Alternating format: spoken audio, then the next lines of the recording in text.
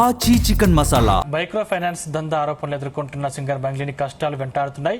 బంగ్లీని cinema industry నుంచి బహిష్కరించాలని మా association producer council కు ఫిర్యాదు చేశారు. Telangana movie artist association general secretary Sampath Nayak నిరుపేద బాధితులకు న్యాయం జరిగే వరకు ఆమెపై యాక్షన్ తీసుకోవాలని కోరారు. నిప్పులేనిదే పొగరాదని మంగ్లీ ప్రమేయంపై త్వరలో ఆధారాలు బయటపడతామని తెలిపారు. గిరిజన ఆడబిడ్డ అంటున్న మంగ్లీ బాధితుల కోసం బయటకు రావాలని సంపత్ నాయక్ డిమాండ్ చేశారు. బాధితులను మీడియా ముందుకు రావద్దంటూ బెదిరిస్తున్నారని ఆరోపించారు.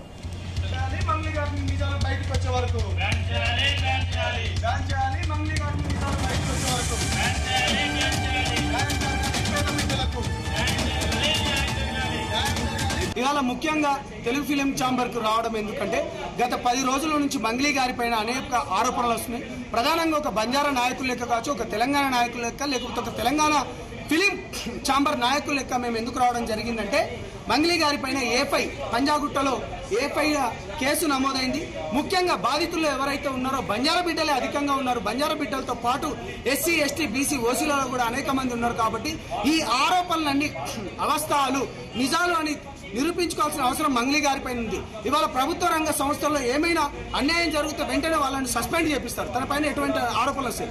అదేవిధంగా ప్రైవేట్ రంగంలో కూడా ఏమైనా అయితే వాళ్ళని పక్కన పెడతారు. ఇవాళ ముఖ్యంగా తెలంగాణ తెలుగు ఫిలిం ఛాంబర్కి ఎందుకు రావడం జరిగిందంటే ప్రొడ్యూసర్స్ వాళ్ళకి ఏమైనా అవకాశాలు ఇవ్వాలంటే కేవలం ప్రొడ్యూసర్స్ కాబట్టి ముఖ్యంగా ఇటువంటి ఆరోపణలు వచ్చినాయి. బాధితుల్లో ఎక్కువ పేద బిడ్డలు, బడుగు బలహీన వర్గాల బిడ్డలు కాబట్టి ఇవన్నీ అబద్దాలని తేలే వరకు మంగ్లీ గారికి ఎటువంటి అవకాశాలు ఇవ్వద్దు, తాత్కాలికంగా బహిష్కరించాలి.